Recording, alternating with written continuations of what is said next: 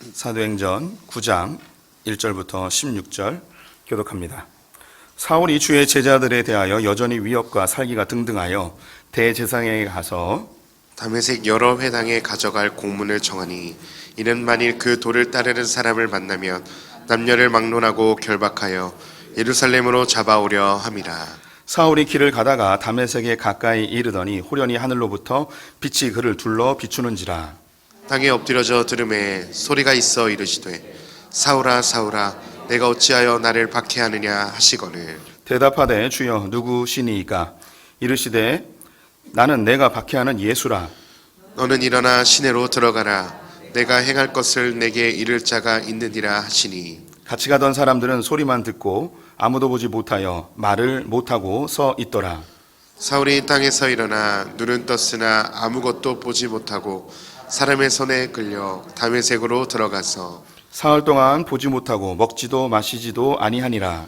그때에 다메섹에 아나니아라는 제자가 있더니 주께서 환상 중에 불러 이르시되 아나니아야 하시거늘 대답하되 주여 내가 여기 있나이다 하니 주께서 이르시되 일어나 직가라 하는 거리로 가서 유다의 집에서 5 사울이라 하는 사람을 찾으라. 그가 기도하는 중이니라. 그가 아나니아라 하는 사람이 들어와 자기의 안수하여 다시 보게 하는 것을 보았느니라 하시거늘 아나니아가 대답하되 주여 이 사람에 대하여 내가 여러 사람에게 듣사온즉 그가 예루살렘에서 주의 성도에게 적지 않은 해를 끼쳤다 하더니 여기서도 주의 이름을 부르는 모든 사람을 결박할 권한을 대제사장들에게서 받았나이다 하거늘 주께서 이르시되 가라. 이 사람은 내가 내 이름을 이방인과 임금들과 이스라엘 자손들에게 전하기 위하여 택한 나의 그릇이라. 그가 내 이름을 위하여 얼마나 고난을 받아야 할 것을 내가 그에게 보이리라 하시니 아멘. 오늘도 주님의 보좌 앞으로 나오신 성도들에게 하나님의 은혜와 평강이 함께 하시기를 축원드립니다. 우리 성도님들 옆 사람과 반갑게 인사해 보겠습니다. 하나님 당신 편이십니다. 감사합니다. 오늘은 사울의 회심 장면을 함께 살펴보도록 하겠습니다. 사울의 이름을 바울이라고도 하는데요. 먼저 동일한 사람임을 성도님들 많이 아시리라고 생각이 듭니다. 사울은 히브리식 이름이고요. 바울은 이 사울을 로마식으로 바꾸면 이제 바울이 됩니다. 그래서 그 바울이라는 뜻이 이제 큰 자, 작은 자이기 때문에 그의 극적인 변화를 잘 보여주는 그런 이름의 변화가 아닐까 싶습니다. 그가 사울이었을 때는 기독교인들을 박해하던 사람이었지만 그의 이름이 바울로 불려질 때는 오히려 기독교의 복음을 로마에 전하는 전도자의 삶을 살게 된 거죠. 그래서 그 이름은 같지만 부르는 사람의 대상에 의해서 사울이 바울이 되었다. 참 극적인 변화를 보여주는 좋은 이름이 아닐까 싶습니다. 성도님들이 참고로 알아두시면 좋을 게 성경에 나오는 그 이름들이 그 유대 히브리식 이름이기 때문에 이것이 다른 나라로 갈 때는 좀 많이 바뀝니다. 그래서 우리가 알고 있는 도마는 영어로 토마스입니다. 베드로는 피터고요. 야고보는 제임스입니다. 그리고 안드레는 뭔가 느낌이 오죠. 앤드류입니다. 또 요한은 존이라고 하죠. 그래서 요한 웨슬리라고도 하고 존 웨슬리라고도 하고 뭐 이렇게 이름을 부릅니다. 이렇게 이 사울이 바울이 되었던 이 현장을 우리가 한번 가보도록 하겠는데요. 오늘 이 성경에서 가장 극적인 변화를 보여주는 대표적인 인물이 바로 이 사울, 바울이 아닐까 싶습니다. 예루살렘 교회의 핍박이 시작이 되었습니다. 그 중심에는 사울이 있었고요. 많은 사람들이 사도들만 빼고 모든 크리스천들이 주변 국가들로 흩어지게 되었습니다. 성경엔 대표적인 인물로 빌립 집사님이 등장하였고 빌립 집사님이 사마리아 땅에서 복음을 전하다가 땅끝으로 여겨졌던 에디오피아 내시에게 복음을 전하며 이 복음이 에디오피아까지 전달되어지는 것을 성경에서 보여주고 있습니다. 이렇게 핍박을 가하면 기독교가 사그러지고 기독교인들이 두려움에 휩싸여서 잠잠해질 것이라고 예상을 했지만 이런 핍박 중에도 오히려 기독교인들은 흩어진 곳에서 복음을 전하게 되어지자 이 극성 유대인들은 너무나 큰 분노를 하게 됩니다. 그 중심에 누가 있었는가? 바로 사울이 있었던 것이죠. 견딜 수 없는 이 분노에 휩싸였던 사울이 어떤 마음을 갖고 있었는지 1절과 2절에 표현해 주고 있습니다. 1절, 2절을 같이 한번 읽어보도록 하겠습니다.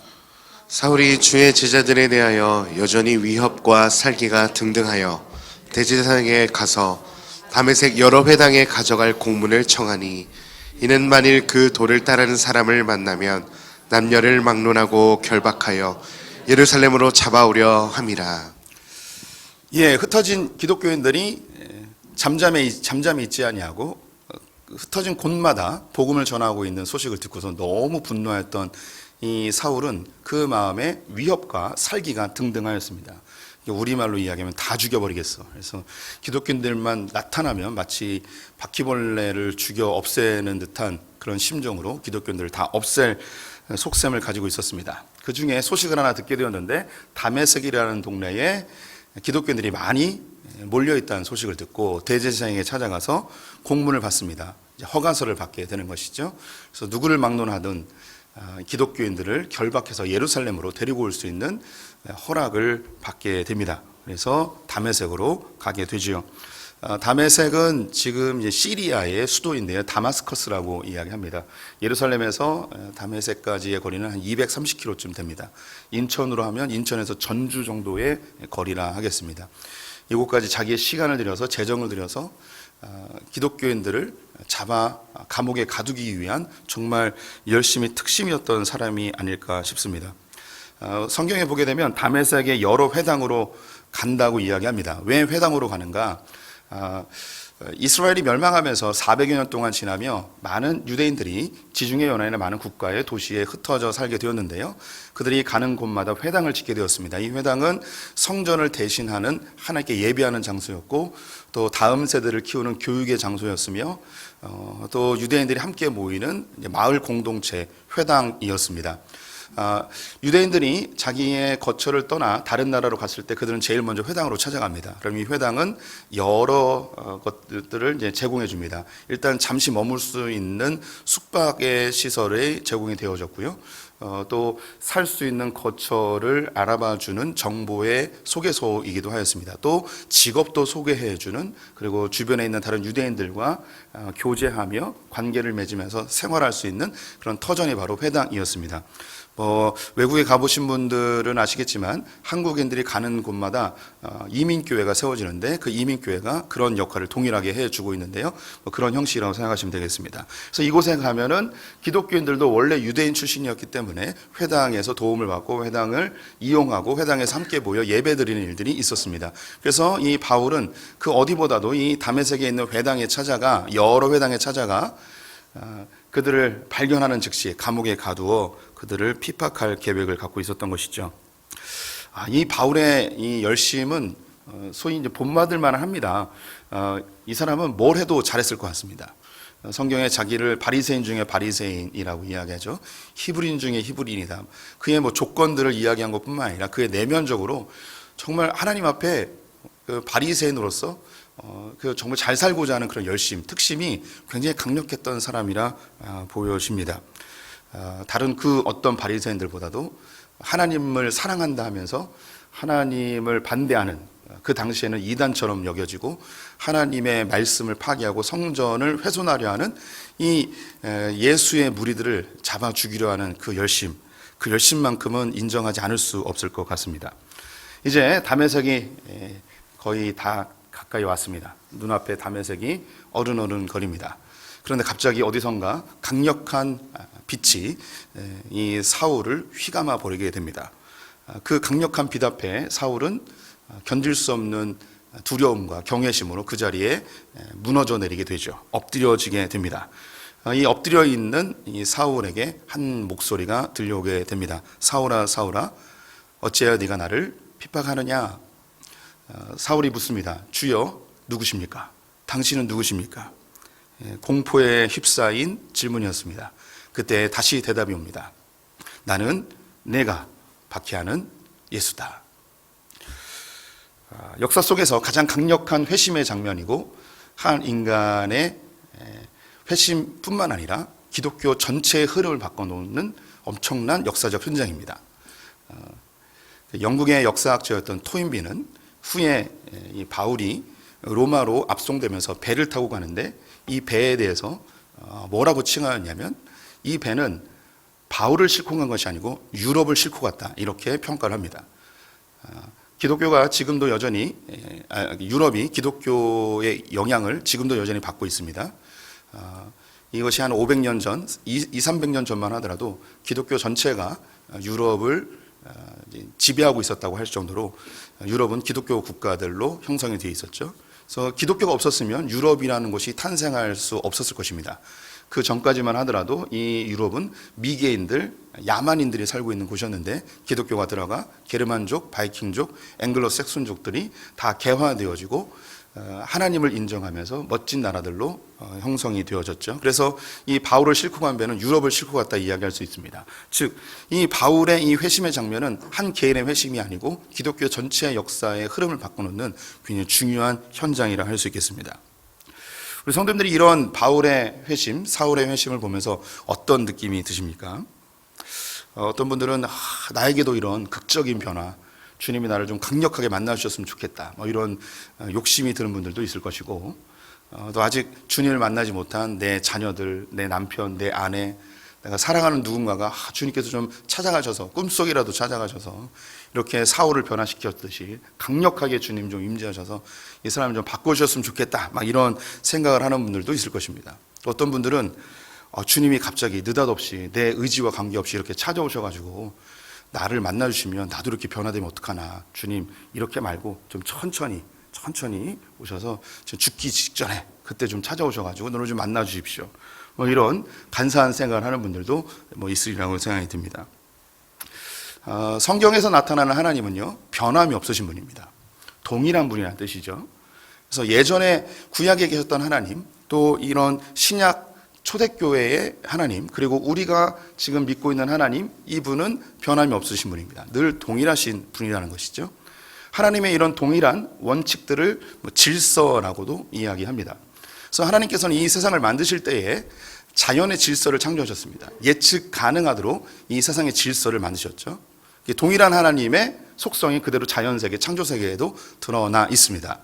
근데 우리가 물질세계를 질서로 바라보기는 하는데 영적인 세계에 대해서 이 영적 세계도 질서가 있음을 우리 성도들이 간과할 때가 있습니다. 하나님이 동일한 하나님이시기 때문에 사울을 만나셨던 그 하나님은 바로 우리 성도들을 동일하게 만나시는 분이십니다. 그래서 이 바울이 이런 극적인 변화가 있기 때문에 이것은 바울에게만 해당되는 일이다라고 생각할 수 있지만 동일한 하나님이시기 때문에 우리 성도들에게도 같은 질서로, 같은 영적 질서로 우리 성도들을 찾아와 주신다는 것입니다. 바울의 이런 극적인 변화가 바울에게만 해당되는 것이 아니고 어떤 특정한 목회자나 선교사나 사역자들에게 하나님이 사용하기 위하여서 강력하게 임재하여 그들을 만나 주시는 것이 아니고 하나님은 동일하신 분이기 때문에 우리 성도님들에게도 똑같이 동일하게 만나 주신다는 것입니다. 바울의 회심은 바울만의 회심이 아니고 우리 모두가 경험하는 회심이라는 것입니다. 오늘 이 사울의 회심에서 세 가지의 과정을 함께 보도록 하겠는데요. 첫 번째는 충돌이라는 것이고, 두 번째는 깊은 어둠이라는 것입니다. 그리고 세 번째는 진정한 회심, 이렇게 세 가지를 함께 살펴보도록 하겠습니다. 첫 번째는 충돌을 살펴보겠습니다. 헤겔이라는 철학자는 이 충돌을 접촉이라고도 표현을 하는데요. 우리말로 이야기하면 하나님과 직접적인 대면입니다. 지금까지 내가 만나보지 못했던 하나님을 직접적으로 대면하는 상황을 충돌이라 할 수 있겠습니다. 우리가 흔히 이렇게 표현할 수 있죠. 정말 하나님 계시는구나. 정말 주님이 계시는구나. 이런 살아계신 하나님을 내가 직면하였을 때 이것을 이제 충돌이라 이야기합니다. 왜 충돌이라 할 수 있는가? 창조주 하나님, 너무나 크신 하나님이 내 앞에 나타났으니 이것은 우리 성도들이 11톤 덤프트럭과 부딪히는 것과 같다 할 수 있겠습니다. 그래서 충돌이라 표현을 하는 것이죠. 온 우주를 창조하신 그 크신 하나님이 나에게 다가오셨으니 이게 어찌 충돌이라 하지 않을 수 있겠습니까? 지금까지 내가 생각했던 하나님, 근데 그 하나님이 아닌 진짜 하나님을 만났을 때 우리는 충격에 휩싸일 수밖에 없습니다. 바울이 빛 가운데 예수 그리스도를 만났을 때 그의 질문은 이것이었습니다. 당신은 누구십니까? 당신은 누구십니까? 그는 직감적으로 그 빛 앞에서 그 목소리의 정체를 압니다. 알아요. 왜 아는가? 바울은 성경에 나와 있지 않지만 예수님을 만났습니다. 그의 목소리를 들었고 그 예수라는 사람이 십자가에 달려 신음하며 울부짖는 모습을 똑똑히 보았던 사람입니다. 바리새인 중에 바리새인이었고 차기 산헤드린 공의의 후보였던 그가 가장 앞장서서 예수를 십자가에 못 박으라고 했던 사람이었을 것입니다. 성경에 수많은 바리새인들이 등장합니다. 예수님을 뒤쫓으며 그의 비리를 캐내고 그의 허점을 발견하기 위해서 수많은 바리새인들이 감시하고 있었습니다. 산헤드린 공의의 명령을 받고 그 예수를 은밀하게 뒤따라다니며 그를 감시했고 그에게 율법적으로 무엇이 문제인지 샅샅이 조사했던 사람들 중에 분명히 사울도 포함되어 있었을 것입니다. 그가 예수의 목소리를 못 알아듣는다? 이거는 불가능한 일입니다. 그리고 성도님들 역시 하나님을 직면했을 때 당신이 누구십니까? 이런 질문은 소용이 없습니다. 주님을 직면한 그 순간 하나님이시군요. 이걸 알 수 있습니다. 이거는 하나님을 경험한 사람들은 동일하게 고백합니다. 참고로 제가 종종 이야기하는데 꿈 꿨을 때 하나님이 주신 꿈인가 아닌가 저에게 전하는 분이 있어요. 목사님 이런 꿈을 꿨는데 이거 주님이 주셨을까요? 아닐까요? 그럼 아니에요. 예. 이게 하나님이 주신 꿈일까 아닐까? 혹은 뭔가 음성을 들었어요. 이게 하나님 주신 음성일까? 내 속에서 나는 음성일까? 이런 고민하는 분들이 있습니다. 그럼 100% 아닙니다. 100% 아니에요. 그런 거는 묻지 않으셔도 됩니다. 하나님의 음성을 듣거나 하나님이 꿈을 주시면 그 꿈을 꾸는 즉시, 그 음성을 듣는 즉시 하나님이구나. 그 하나님의 존재 앞에 우리는 인정할 수밖에 없는 본능적인 우리의 영적인 감각이 있습니다. 이 바울은 그 자기를 휩싼 그 빛 가운데 사울아 사울아 그 목소리에서 이분이 예수라는 거 본능적으로 깨닫습니다. 그런데 묻습니다. 당신이 누구십니까? 왜 물어봤을까요? 이 충격 앞에 바울은 견딜 수 없었습니다. 자기가 지금까지 생각했던 그 예수가 진짜 하나님의 아들이라고? 내가 십자가에 달려서 피를 뚝뚝 흘리며 그의 죽음을 직접 목격하고 그를 십자가에 못 박으라고 소리쳤던 내가 이 예수가 내 눈앞에 부활해 있는 이 상황을 보고 어떻게 그걸 인정할 수 있겠습니까? 지금까지 사울이 생각했던 하나님은 자기의 생각 속에 만들어진 하나님이었습니다. 그는 하나님이 육신을 입고 이 땅에 온다고 전혀 생각을 하지 못했습니다. 구약에 수많은 예언이 있었음에도 불구하고 그런 예언의 성경은 자기의 귀에 들어오지 않습니다. 자기 눈에 보아도 자기 마음속에 담기지 않죠. 그가 생각했던 하나님은 저 멀리 계신 하나님이었습니다. 예수가 하나님의 아들이라고? 그 하나님이 어떻게 아들을 낳을 수 있겠습니까? 사람으로는 생각할 수 없는 것이죠. 그는 어린 시절부터 지금까지 성전에서 열심히 예배를 드리고 있었고 율법을 달달달 외우고 있었습니다. 성전에서 제사 지내지 않은 사람이 어떻게 구원을 받을 수 있으며 율법을 안 지키는 사람이 어떻게 구원을 받을 수 있는가? 그가 생각하는 하나님이 하나님의 전부라고 여기고 있었죠. 십자가에 달려 죽는 자는 저주받은 자라 이야기하였기 때문에 십자가에 달려서 죽은 그 예수는 죄인이고 하나님이 저주하였기 때문에 십자가에 달렸다고 생각을 하고 있었던 사울이었습니다. 그런데 어떻게 그 예수를 하나님의 아들이라 하나님의 본체시다 어떻게 인정할 수 있겠습니까? 그래서 묻습니다. 당신 누구십니까? 당신의 정체가 무엇입니까? 정말 당신의 정체는 무엇입니까? 우리 성도들이 길을 가다가 누군가에게 질문을 해보십시오. 하나님을 믿으십니까? 그럼 어떤 사람은 믿는다, 어떤 사람은 안 믿는다 이야기하겠죠. 그래서 저는 믿습니다라고 하는 그분에게 한마디를 더 묻습니다. 당신이 생각하는 하나님은 어떤 분이십니까? 라고 묻는다면 성경을 좀 깊이 아는 사람 외에는 거의 대부분 비슷한 대답을 하게 될 것입니다. 우리 성도님들이 누군가가 하나님은 어떤 분이십니까? 라고 묻는다면 무엇이라고 대답하시겠습니까? 많은 분들이 하나님이 누구냐고 이렇게 묻는다면 하나님은 착한 사람은 복 주고 악한 사람은 벌 주는 분입니다. 하나님 내가 열심히 기도하면 하나님께서 내 소원을 들어주는 분입니다. 내가 힘들 때 나를 도와주는 분이고 내가 문제가 생기면 해결해 주시는 분이십니다. 내가 마음의 상처를 입으면 그분은 내게 찾아와서 나를 감싸주는 분이십니다. 그래서 이 하나님에 대하여 이야기할 때 대부분 나 중심적으로 하나님에 대해서 이야기합니다. 하나님이 어떤 분인지 객관적으로 바라보지 못하는 것이 우리의 모습입니다. 그래서 우리는 하나님을 믿노라 하면서도 많은 경우 내가 만든 하나님을 믿는 경우가 있습니다. 내가 만든 하나님은 출애굽기에 나오는 신의 산에서 이스라엘 백성들이 금송아지를 만든 것과 동일합니다. 그들이 금송아지를 만든 다음에 뭐라 이야기했냐면 이것이 우리를 구원한 하나님이다 라고 이야기하는 거죠. 인간의 속성이 그렇습니다. 하나님이 어떤 분인지 정확히 알지 못하면서 내가 만들어 놓은 그 하나님으로 이것은 하나님이다 라고 지칭하며 하나님을 그 안에 가두어버리는 현상들이 기독교인들 안에서도 많이 일어나게 됩니다. 다시 여쭤보고 싶습니다. 우리 성도님들이 생각하는 하나님은 어떤 분이십니까? 제가 예전에 금요기도 때 한번 나눴던 것 같은데 좀 오래전 이야기지만 10여 년 전 이야기입니다. 신혼부부가 우리 교회에 등록해서 다니고 있었습니다. 근데 어느 날부터 교회에 나오지 않았습니다. 그래서 남편 되는 형제에게 물어봤습니다. 왜 교회를 안 나오냐고.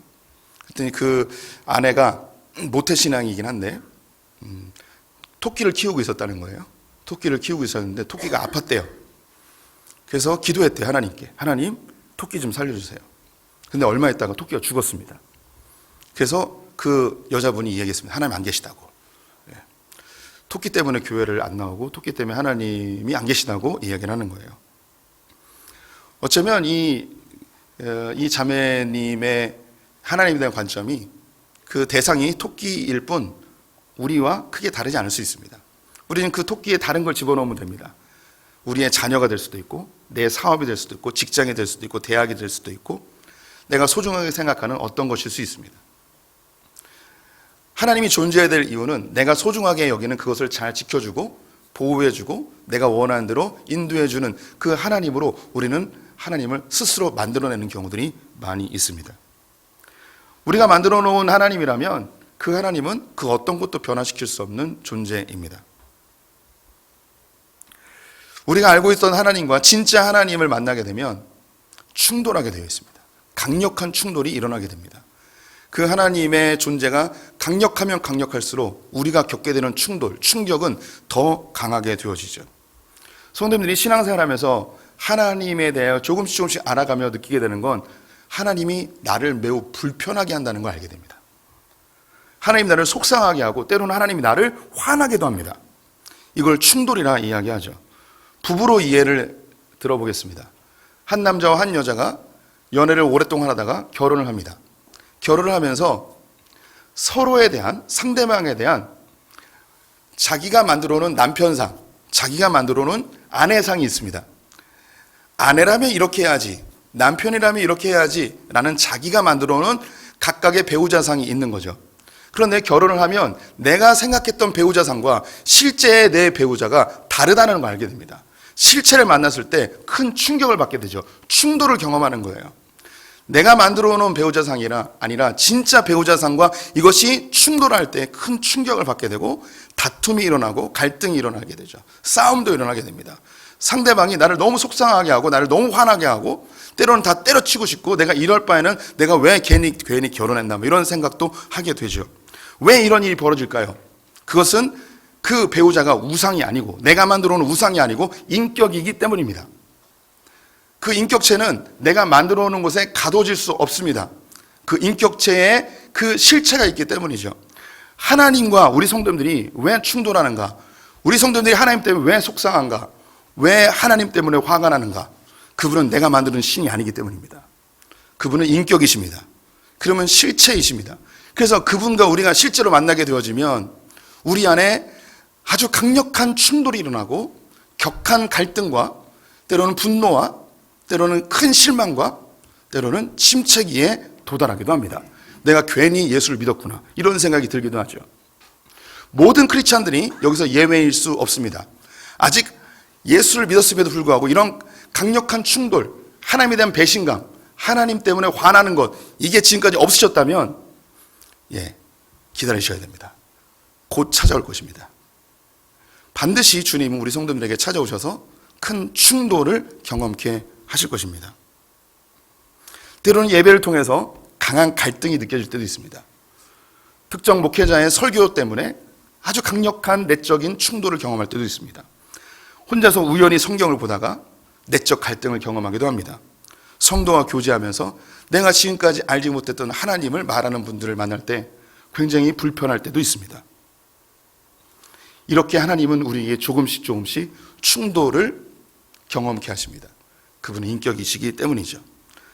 이 사울이 만났던 하나님의 강력한 충돌, 이것은 사울만이 경험한 것이 아니고 모든 크리스찬들이 경험해야 되는 과정입니다.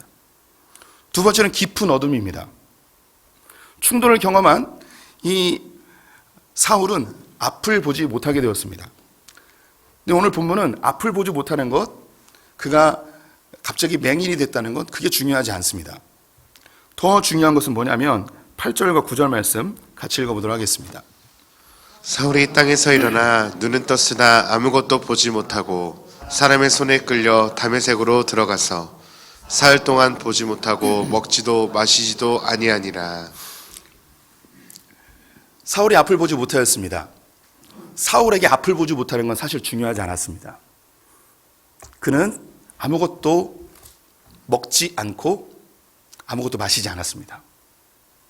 11절을 넘어가면 하나님께서 아나니아에게 그가 기도하고 있다고 이야기했습니다. 오늘 본문의 흐름 속에 사울은 자기가 앞을 보지 못하는 것에 대해서 전혀 개의치 않고 있습니다. 굉장히 두려움과 내가 영원히 앞을 못 보면 어떡하지? 이런 감각이 전혀 없습니다. 그는 아무것도 먹지 않고 아무것도 마시지 않고 기도하고 있었습니다. 이걸 흔히 우리는 뭐라고 합니까? 네 글자로 금식 기도라고 하죠. 우리 성도님들 보실 때 왜 금식 기도하고 있는 것 같습니까? 주님 내 앞을 보여주세요. 이런 기도하고 있었을까요? 그런 느낌이 아니죠. 내가 지금까지 뭘 하고 있었던 건가? 내가 알고 있었던 하나님은 진짜 하나님 맞는가? 내가 지금까지 평생 바리새인 중에 바리새인, 히브리인 중에 히브리라고 내가 자랑삼아 여겼던 이 모든 것들은 무엇인가? 내가 그렇게 핍박했던 그 예수는 도대체 누구인가? 신앙의 본질적인 깊은 어둠 속으로 들어가게 됩니다. 이 어둠 속에 있는 것을 앞을 보지 못하는 것으로 하나님께서는 우리에게 형상화시켜 주십니다. 그러니까 이 깊은 3일 동안의 어둠 속에서 그가 고민했던 것이 바울 서신 곳곳에 흩어져 있는데요. 한 구절만 대표적으로 보겠습니다. 빌립보서 3장 5절 7절 말씀 같이 읽어보겠습니다. 나는 8일 만에 할례를 받고 이스라엘 족속이요 베냐민 지파요 히브리인 중에 히브리인이요 율법으로는 바리새인이요 열심으로는 교회를 박해하고 율법의 의로는 흠이 없는 자라. 그러나 무엇이든지 내게 유익하던 것을 내가 그리스도를 위하여 다 해로 여길 뿐더러. 바울은 3일 동안 자신이 살아왔던 모든 과정들을 되짚어보기 시작합니다. 내가 8일 만에 할례를 받았고 바리새인 중에 바리새인이고 히브리인 중에 히브리인이고 열심으로는 교회를 박해하고 율법으로는 흠이 없는 자였는데 내가 이렇게 열심히 율법을 지키고 교회를 박해하고 열심히 율법을 외우고 도대체 내가 이거 한 게 무언가? 하나님과 이게 무슨 상관이 있는가? 내가 정말 하나님을 아는가? 깊은 고민 속에 빠져들게 됩니다. 예수를 거부할 수 없는 그 어둠 속에서 헤매게 되어지는 것이죠. 우리 성도님들도 하나님의 실체를 만났을 때 큰 충격과 충돌을 경험하면 깊은 어둠 속으로 빠져들게 됩니다. 내가 모태신앙으로서 지금까지 교회를 수십 년 다녔는데 도대체 나는 뭘 한 것인가? 내가 왜 교회를 다니고 있는 것인가? 때로는 교회 밖에서 나의 성공과 나의 명예와 그리고 부자가 되기 위하여 열심히 살았고 잠도 못 자고 가족도 뒤로하고 정말 자존심 다 포기하고 그렇게 열심히 돈을 벌었는데 하나님의 강력한 충돌 앞에 그 깊은 어둠 속에서 아무것도 보이지 않는 캄캄한 어둠 속에서 도대체 나는 무엇을 위해 살았던가? 나의 삶의 목표는 무엇인가? 나는 왜 사는가? 하나님은 어디 계시는가? 이런 본질적인 질문 앞에 서게 되어 있습니다. 진정한 회심의 과정 속에 이 깊은 어둠이 없다면 자기의 실체를 보기가 어렵습니다. 그래서 하나님은 우리 성도님들에게 반드시 이 깊은 어둠으로 인도하는 과정을 겪게 하십니다. 제가 열거할 수 없을 정도로 구약에 있는 모든 성도들이, 모든 믿음의 선배들이 이 깊은 어둠의 과정들을 겪게 됩니다. 이스라엘 백성들이 40년 동안 광야 생활을 하며 그들은 깊은 어둠을 체험합니다. 다윗은 10년 동안 사울에게 쫓기며 깊은 어둠을 체험하게 됩니다. 이스라엘 백성들이 바벨론으로 끌려가 그들은 깊은 어둠을 체험하게 됩니다. 우리 성도님들 역시 신앙생활하면서 나는 누군가, 도대체 나는 왜 예수를 믿는가? 때로는 실패의 과정 속에 이 어둠을 경험할 때가 있습니다. 때로는 건강을 잃으면서 이 어둠을 경험할 때도 있습니다. 때로는 큰 배신감과 상처 속에서 이 어둠을 경험할 때도 있습니다. 그때 우리는 묻습니다. 도대체 나는 지금까지 뭘 한 것인가? 이런 어둠이 반드시 있습니다. 그리고 세 번째, 진정한 회심이 따라오게 됩니다. 오늘 본문을 읽지 않았지만 17절에서 19절 말씀을 같이 읽어보도록 하겠습니다. 아나니아가 떠나 그 집에 들어가서 내게 안수하여 이르되 형제 사울아, 주 곧 내가 오는 길에서 나타나셨던 예수께서 나를 보내어 너로 다시 보게 하시고 성령으로 충만하게 하신다 하니 즉시 사울의 눈에서 비늘 같은 것이 벗겨져 다시 보게 된지라. 이를 받고 음식을 먹음에 강건하여 지니라. 사울이 다메섹에 있는 제자들과 함께 며칠 있을새. 사울에 대하여서 하나님께서 한 명의 사람을 더 준비하십니다. 아나니아라는 예수님의 제자였는데요. 그에게 나타나신 하나님께서 사울에게 찾아가 그에게 안수해 달라고 합니다. 아나니아도 거부감을 느꼈습니다. 그가 어떻게 지금까지 살아왔는지 알고 있었기 때문이죠. 예수 믿는 자들을 핍박하던 그에게 어떻게 안수를 합니까? 하나님께서 아나니아에게 설명합니다. 이방인들을 위하여 내가 쓸 그릇이다. 순종하는 마음으로 아나니아가 찾아가서 그에게 안수 기도하게 되어지자 그의 눈에 비늘 같은 것이 떨어지게 됩니다. 이것도 상징적인 의미입니다. 새로운 눈을 갖게 됐다는 거예요. 지금까지 내가 만들어 오는 하나님이 아니라 진짜 하나님을 발견하게 됐다는 것이죠. 그리고 그는 제자들과 함께 음식을 먹으며 함께 교제하기 시작합니다.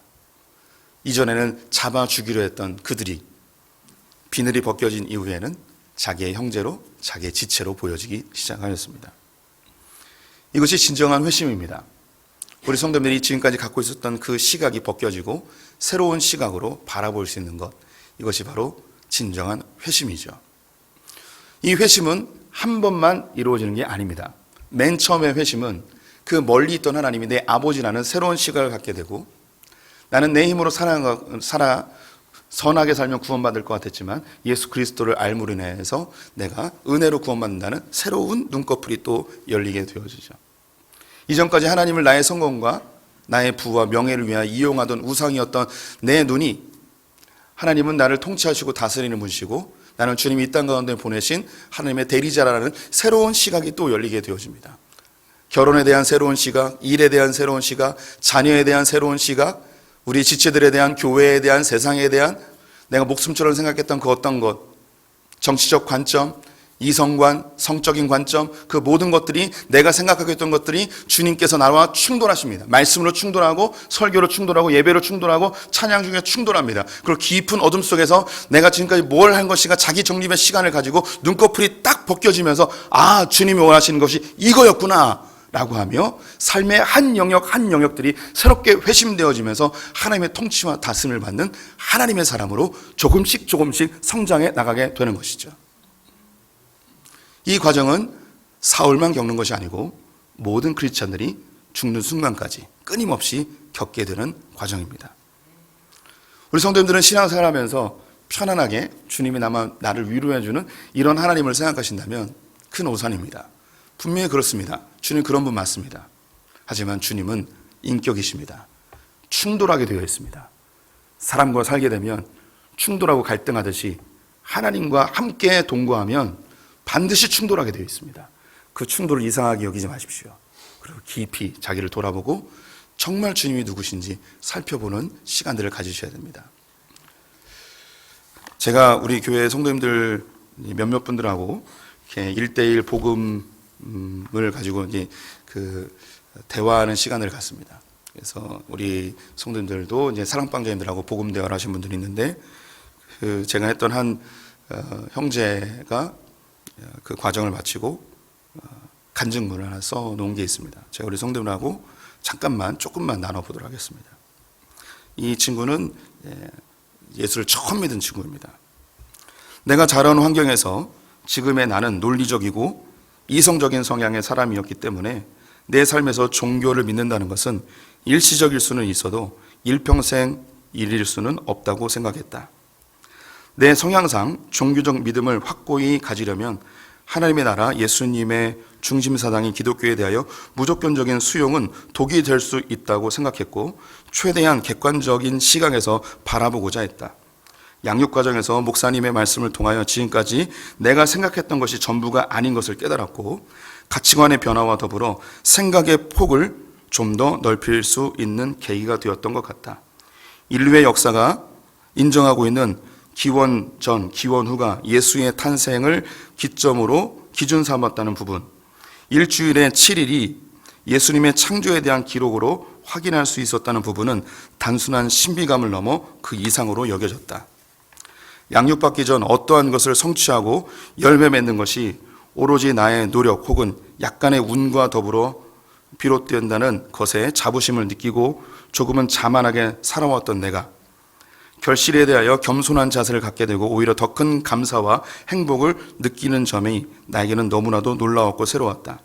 그리고 어떤 어려움이 있어도 주님이 나의 곁에 있다는 점이 나를 더 평안하게 하였고 사후세계 그리고 그 이전에 주님의 보호 속에서 현재 주어진 삶을 즐겁게 누릴 수 있다는 점이 나를 더 설레고 기대하게 했다. 앞으로 신앙생활은 부족했던 기도와 성경 공부를 다시 진행하고 지속적인 영적 성장을 위하여 신앙 공동체 생활도 적극적으로 임하고자 한다. 10년, 20년 후에는 한 걸음 더 예수님을 닮아가는 삶을 꿈꾸며 글을 마친다. 예수를 처음 믿은 사람 쭉 읽었는데 바울이 하나님을 경험한 것과 동일한 패턴을 가지고 있습니다. 내가 지금까지 생각했던 하나님과 실제의 하나님이 다르다는 걸 알게 됩니다. 그것이 그에게 충격이 되었고 조정의 시간을 가졌고 조금은 객관적으로 방관자처럼 잠깐 보았지만 그 안에 눈꺼풀이 벗겨지면서 하나님을 조금 알게 되었고 더 알아가고 싶은 마음이 들게 되었습니다. 이것이 주님이십니다. 주님은 동일하신 분이십니다. 사울을 바울 되게 하신 그 분께서 우리 성도님들도 지금도 계속 만나길 원하십니다. 우리 성도님들이 어느 과정에 계십니까? 아직 주님과 충돌이 없으십니까? 그럼 사모하십시오. 주님, 나도 만나 주십시오.